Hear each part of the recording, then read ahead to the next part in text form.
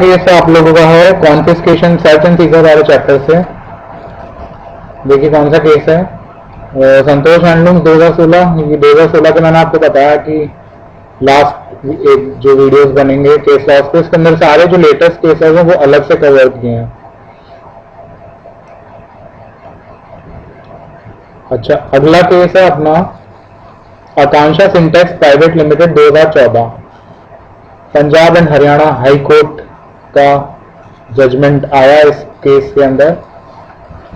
देखिए इस केस के अंदर जो है ना, बेसिकली ये बोला गया है कि डिपार्टमेंट जो है उसको शो कॉज नोटिस सर्व करना पड़ता है 6 महीने के अंदर अंदर। 6 महीने के अंदर अंदर डिपार्टमेंट को शो कॉज नोटिस इश्यू करना पड़ता है, वरना जो उसमें गुड्स सीज करे ना वो सीजर जो है खत्म हो जाता है। वो सीजर जो है खत्म हो जाता है 6 महीने के बाद जो है। अगर उसने 6 महीने के अंदर शो कॉज नोटिस इश्यू नहीं किया in regard to seize goods, तो उसका जो है डिपार्टमेंट को वापस से उसके गुड्स लौटाने पड़ेंगे एसएससी को। ठीक है, तो इसमें बेसिकली दो सेक्शन की बातें कर रहा है ये। सेक्शन 110 सेक्शन 110(2) और सेक्शन 110(a). तो रेमेडी जो अवेलेबल है एसएससी को कि वो प्रोविजनली जो है रिलीज करवा ले अपने seize goods under section 110(a), that is different from the remedy of claiming release of goods under section 110(2). दोनों में डिफरेंस है। ठीक है, 110(2) में तो क्या होता है, 110(2) में तो है ना वैलिड शो कॉज नोटिस जो है नहीं दिया जाता। 110(2) के अंदर जो है valid show cause notice 124 section 124 के अंदर जो शो कॉज नोटिस आता है ना वो नहीं इश्यू किया जाता with in the limitation period, या फिर जो एक्सटेंडेड पीरियड है, एक्सटेंडेड भी हो जाता है ना, कभी कभी एक्सटेंड कर सकते हैं उसको। ठीक है, तो सेक्शन 110 जो है कस्टम्स एक्ट 1962 का, उसका बेसिक मोटो क्या है, उसका उद्देश्य क्या है? उसका उद्देश्य ये है कि कस्टम अथॉरिटी जो है ना, it can not deprive the assessee's right to property. मतलब कि असेसी का राइट है कि वो प्रॉपर्टी उसको वापस मिलनी चाहिए, उसको जो है कस्टम अथॉरिटी जो है डिनाई नहीं कर सकता। ओके, सेक्शन 110(a) पढ़ते हैं। आइए हम लोग एक बार अपने नोट्स में आइए। आपके नोट्स के अंदर जो है लिखवाया था मैंने आपको सेक्शन 110। नहीं लिखा हुआ हो तो एक बार आप लिख लो सेक्शन। आपके जो सर्च एंड सीजर के नोट्स है ना, आईडीटी के नोट्स, उनके साइड में आप लोग नोट कर लो एक बार।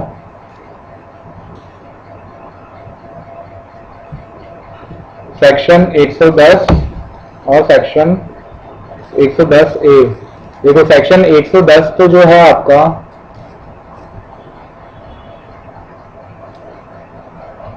ये बोलता है, नोट कर लो, if the proper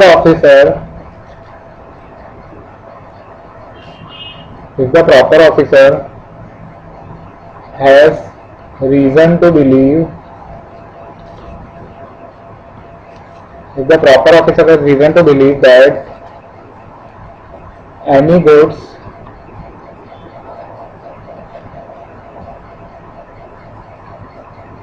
are liable to confiscation under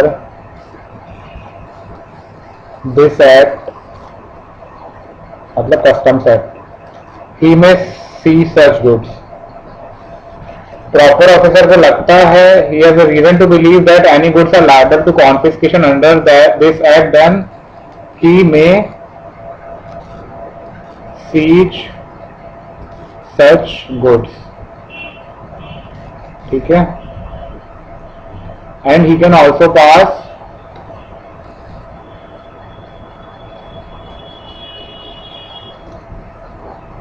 restraint order.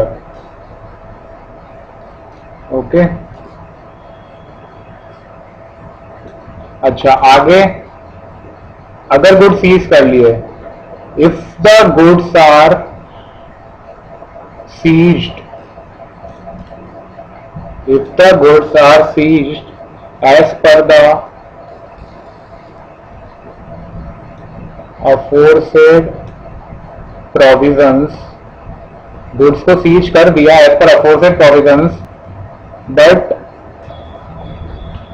No notice is given, no notice is given, notice नहीं दिया under section 124 within 6 months, 6 महीने के अंदर अंदर नोटिस नहीं दिया from the date of seizure, 6 महीने के अंदर अंदर जो है नोटिस नहीं दिया, देन तो क्या होगा, देन द गुड्स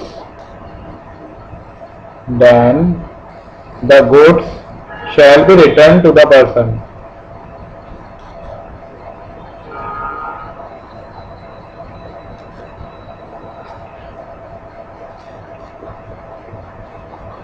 ठीक है, these goods should be returned to the person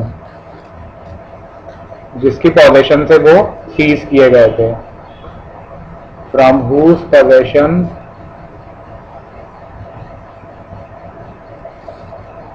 they were seized.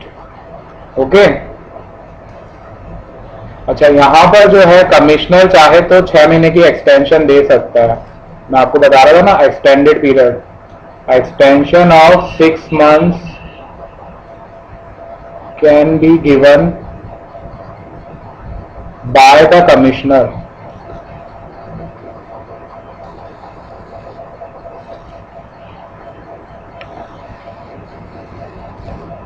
Okay, ये तो आपका 110 था. अच्छा, सेक्शन 110 क्या बोलता है, 110 ए, ये सेक्शन आपका बोलता है कि भाई आप जो गुड्स डॉक्यूमेंट्स वगैरह सीज किए हैं, एनी गुड्स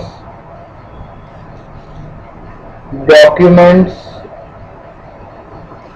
और थिंग्स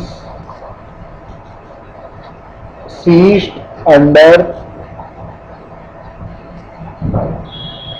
section 110, ठीक है, जो आपने सीज करी हैं चीजें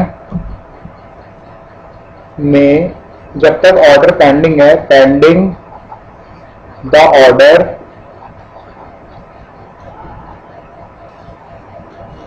of the pending the order of the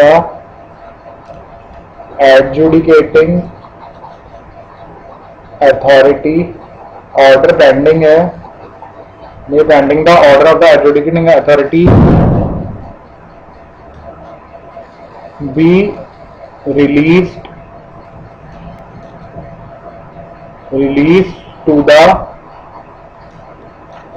two the owner after taking a bond, bond लेने के बाद रिलीज किया जा सकता है, after taking a bond from him in proper form.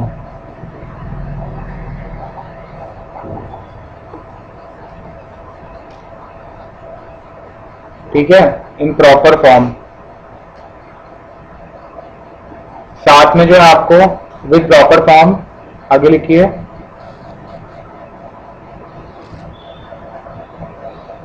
in proper form together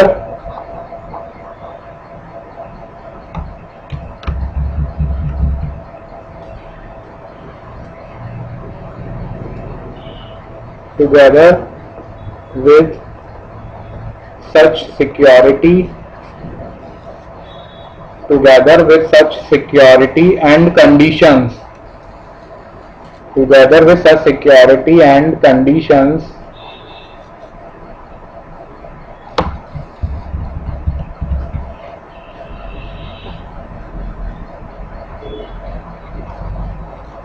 together with such security and conditions as the adjudicating authority may determine. ठीक है, जो security and conditions adjudicating authority ने determine करी है, ठीक है, security ले लो और जो कंडीशन है उस हिसाब से बॉन्ड भरवा लो और जो गुड्स हैं वो रिलीज कर दो। ओके, जब तक ऑर्डर नहीं आता। तो ये आपके सेक्शन 110 और सेक्शन 110A थे। अब आप केस पढ़ो वापस से, एक बार केस पढ़ो वापस से।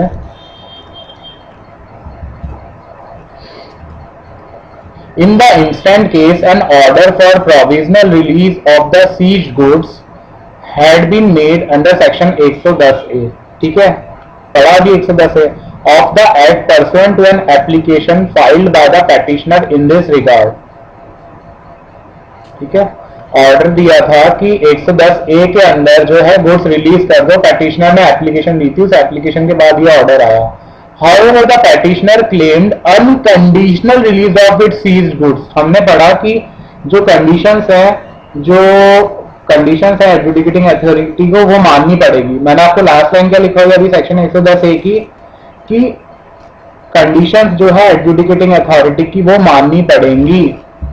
मगर यहां क्या हो रहा है, petitioner claimed unconditional release of its seized goods in terms of section 110(2) and 124 of the act, as no show cause notice had been issued within the extended period of 6 months। बात सही है, अगर 6 महीने के अंदर नहीं दिया तो फिर रिलीज हो जाने चाहिए 110 वाले सेक्शन के हिसाब से।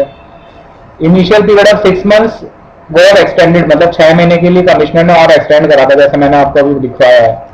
As per section 110(2) of customs act, where any goods are seized under subsection 1 and no notice in respect thereof is given under clause A of section 124 within 6 months of the seizure of the goods shall be returned to the person from whose possession they were seized।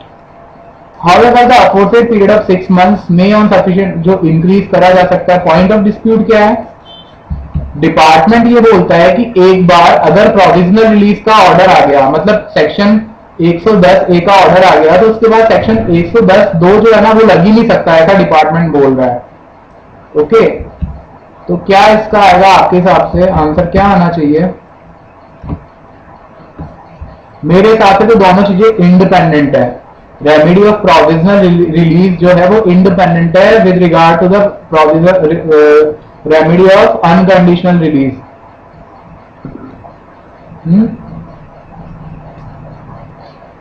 देखते हैं क्या हुआ। Legal position, the high court observe that the object of enacting section 102 of the act is that the custom officer may not deprive the right to property for indefinite period to the person from whose possession the goods are seized. क्या basic उद्देश्य था section 110(2) का कि custom officer जो है वो assessee से जो है इनडेफिनाइट पीरियड के लिए गुड्स ना ले, थोड़े टाइम के बाद उसे वापस कर दे। ये नहीं कि ले लिया और पड़े हुए हैं उसके टाइम पे, खराब भी तो हो सकते हैं। ठीक है,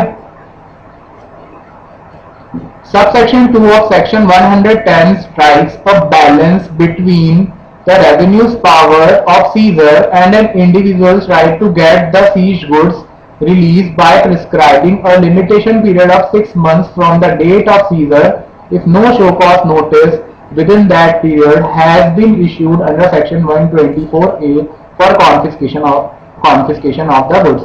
तो ये बोला गया कि यार शो कॉज नोटिस नहीं इश्यू किया अगर डिपार्टमेंट ने असेसी को, तो ये असेसी का भी हक है कि वो गुड्स जो है अनकंडीशनली वापस से ले सकता है अगर शो कॉज नोटिस नहीं इश्यू किया। तो उस केस के अंदर हाईकोर्ट ने बोला कि अगर हम सेक्शन 110(2) को रीड करें, 124 को देखें और 110A को पढ़ें, तो हमें ये समझ आता है कि कोई भी अगर प्रोविजनल रिलीज के लिए ऑर्डर दिया जाता है, वो जो ऑर्डर है, मतलब 110A के अंदर जो प्रोविजनल रिलीज का ऑर्डर है, वो असेसी का जो 110(2) के अंदर राइट है उसको नहीं छीन लेता, उसको वो नहीं छीन लेता।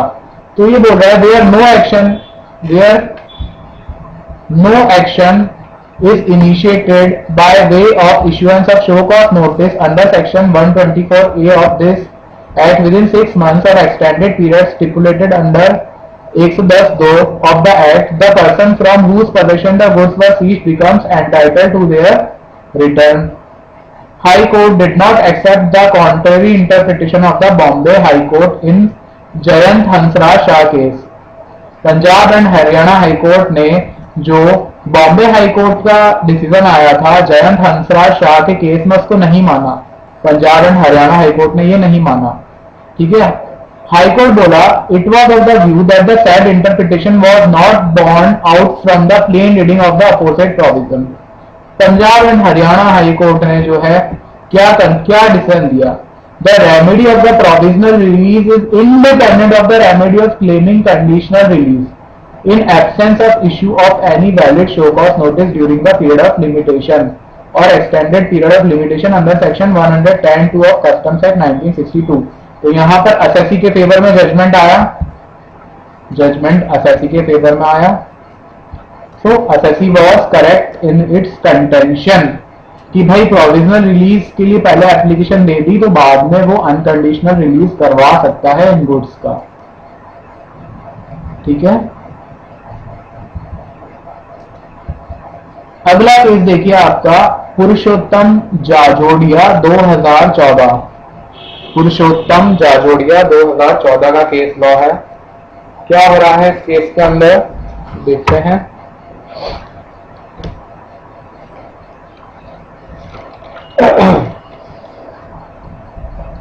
दो 2014 का केस है सुप्रीम कोर्ट का। इस केस के अंदर ये बोला जा रहा है कि एक ईयर के अंदर नोटिस इशू नहीं, मतलब देखिए एक साल का टाइम पीरियड है। इधर देखिए इशू क्या है, इशू नहीं, चलो पहले केस ही पढ़ लीजिए आगे। As per section 110(2) of Customs Act 1962 है नोटिस अंडर सेक्शन 120। देखिए ये वाला जो नोटिस है ना 1 साल तक दे देना चाहिए, 1 साल तक सर्व हो जाना चाहिए। 1 साल मतलब 6 महीने तो वो प्लस 6 महीने एक्सटेंडेड अगर हुए हैं तो 1 साल के अंदर नोटिस इश्यू हो जाने चाहिए या फिर एसएससी को सर्व हो जाना चाहिए। ये यहाँ पर जो है डिस्प्यूट हो गया कि 1 साल के अंदर जो है अगर एक्सटेंडेड पीरियड लग रहा है 6 महीने का तो 1 साल के अंदर इश्यू हो जाना चाहिए, सर्व हो जाना चाहिए। देखिए इश्यू देखिए, whether mere dispatch of a notice under section 124A would imply that the notice was given within the meaning of section 124A and section 110(2) of the said customs act 1962।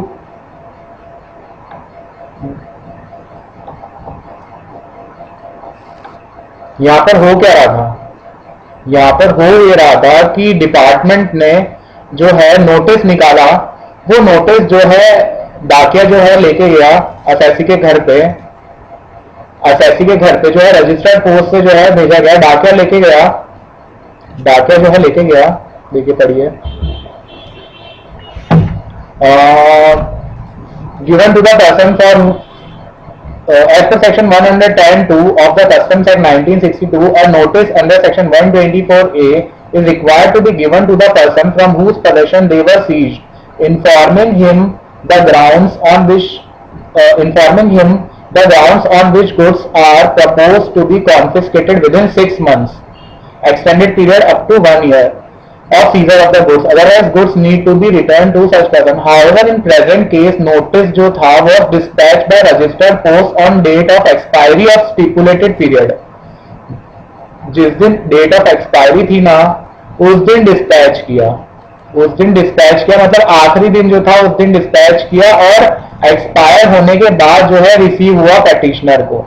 मतलब मान लो अगर 31 मार्च को पीरियड खत्म हो रहा है तो 31 मार्च को ही जो है नोटिस डिस्पैच किया गया और एसएससी को मिला मान लो 3 अप्रैल को। ठीक है, तो क्या केवल नोटिस निकाल देने से वो जो 1 साल का पीरियड है उसके अंदर बस नोटिस निकालना है या वो एसएससी को सर्व हो जाना चाहिए। यहाँ पर पेटिशनर कंटेंट करता है कि since the said notice had not been received before the expiry of the said period of 6 months extendable up to 1 year, goods should be return back to him. ठीक है, तो सुप्रीम कोर्ट का एक decision आया था के Narasimha versus high court सिंगरी घोड़ा 1966 का,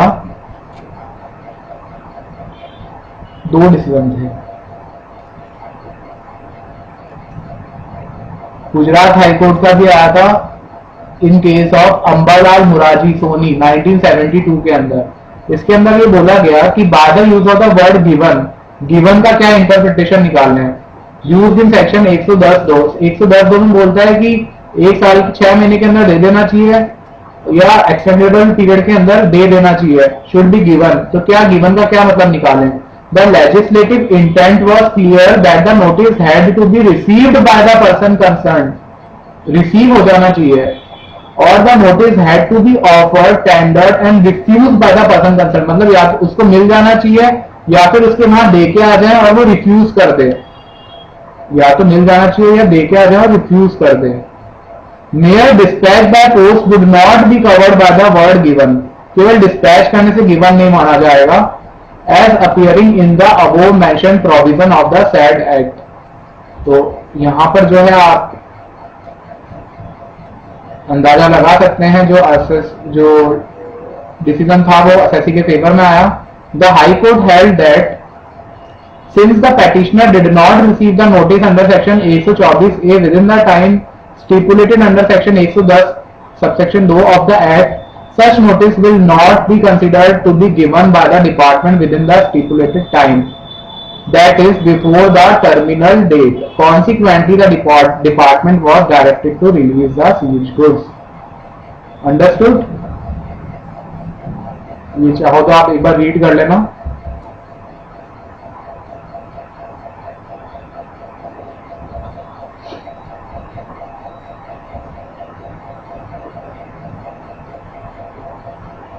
दिल्ली हाई कोर्ट का डिसीजन है ये,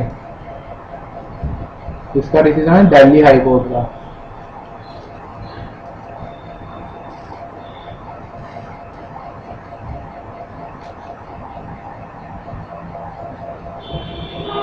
अगला केस देखिए, हेमल के शाह का आखिरी केस है, फिर सर्विस टैक्स चालू आपका। हेमंत के Shah, Hemal K Shah, department disputed and re export the confiscated goods. Confiscated goods जो थे उनको री एक्सपोर्ट कर दिया डिपार्टमेंट ने। They said that the goods which have been confiscated were being smuggled. Department का ये बोलना था कि ये गुड्स जो है स्मगल किए गए हैं, मतलब कुछ गुड्स आए इंडिया के अंदर, डिपार्टमेंट ने वो गुड्स पकड़ लिए, बोले तो स्मगलिंग के गुड्स हैं, और उनको वापस से डिस्पैच कर दिया, एक्सपोर्ट कर दिया वापस जहां से आए थे। ठीक है, smuggled in by the passenger without declaring the same to the custom and are in commercial quantity। Department का ये बोलना था कि पैसेंजर जो है, जो ये गुड्स लेके आया अपने साथ, मतलब उसको जब वो इंडिया के अंदर आया ना पैसेंजर, उसको पकड़ लिया, मान लो एरोप्लेन से आया तो उसको पकड़ लिया। ठीक है,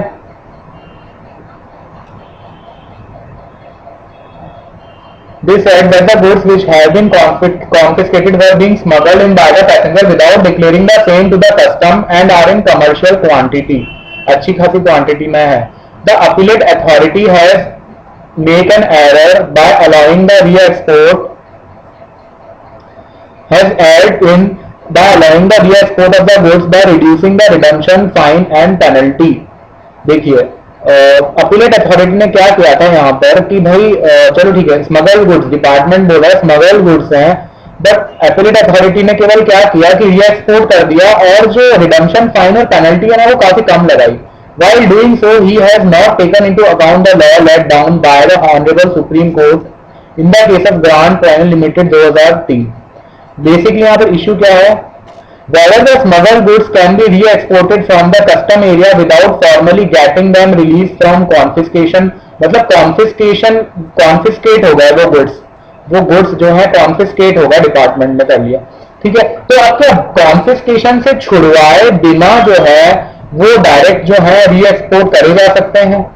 can these goods be re-exported from custom area without formally getting them released from confiscation। यहां पर जो है गवर्नमेंट ने नोट किया कि जो पैसेंजर्स हैं they have grossly misdeclared the goods, passenger ने गुड्स को ग्रॉसली मिस डिक्लेयर किया है with the intention to evade the duty and smuggle, उसका इंटेंशन जो था स्मगलिंग का और ड्यूटी इवेड करने का। As per the provision of Section 80 of Customs Act 1962, when the baggage of the passenger contains article which is dutiable or prohibited, and in respect of which the declaration is made under Section 77, the proper officer on request of the passenger detain such article. अगर वो request करते तो वो detain कर लिया जाता उन articles को for the purpose of being return to him. जब वो वापस इंडिया से बाहर जाता तो उसको रिटर्न कर दिया जाता। पर यहाँ पर जो है ना तो पैसेंजर ने ट्रू डिक्लेरेशन करा है, ना ही जो है पैसेंजर ने डिटेंशन के लिए रिक्वेस्ट करी, not requested for detention of the goods for री एक्सपोर्ट बिफोर कस्टम। वो तो बस जो है लेकर आ गया चोरी छुपा। ठीक है, अब जब वो एयरपोर्ट पे आया, एयरपोर्ट पे आ गया तो एयरपोर्ट अराइवल के टाइम पे उसने कोई रिक्वेस्ट नहीं करी। ठीक है, सो द री export of the said goods can not be allowed under section 80 of customs act. तो यहाँ पर जो गुड्स का री एक्सपोर्ट है वो नहीं अलाउ किया जा सकता। वो तब किया जा सकता है जब वो आता है बोलता है कि मेरे पास ये गुड्स है, आप इनको डिटेन कर लो, जब मैं जाऊं तो मेरे को लौटा देना या मुझे बाद में वापस री एक्सपोर्ट कर देना। पर यहाँ पर तो वो चोरी छुपे लेके आ रहा था। नोट पढ़िए, the opposite case is the revision application filed to central government under section 129(d) of Customs Act 1962।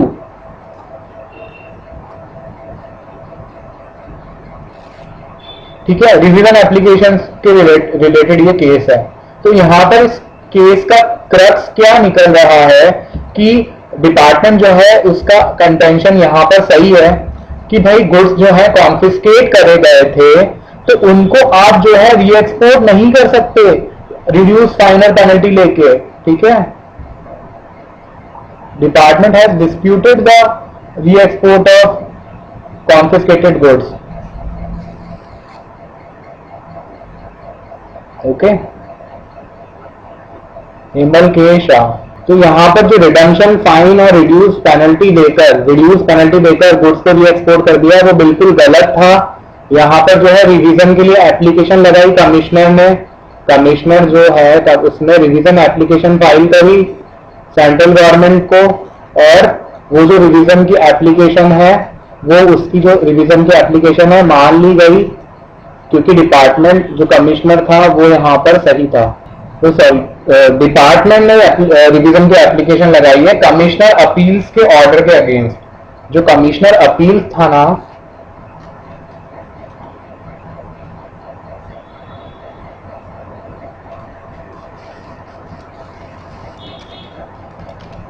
Commissioner, एक second,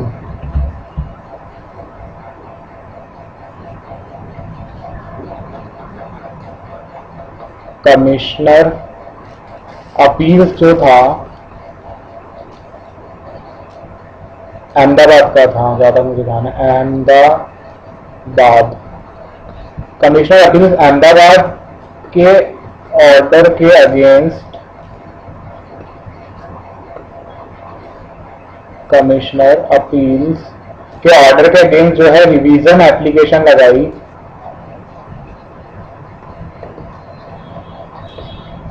to central government by the department. Okay, तो यहाँ पर जो डिपार्टमेंट का कंटेंशन है वो करेक्ट है और वो डिपार्टमेंट जो है सक्सेस उसको यहाँ पर मिलेगी रिवीजन के टाइम पर, ये आपको इसके अंदर लिख के आना है।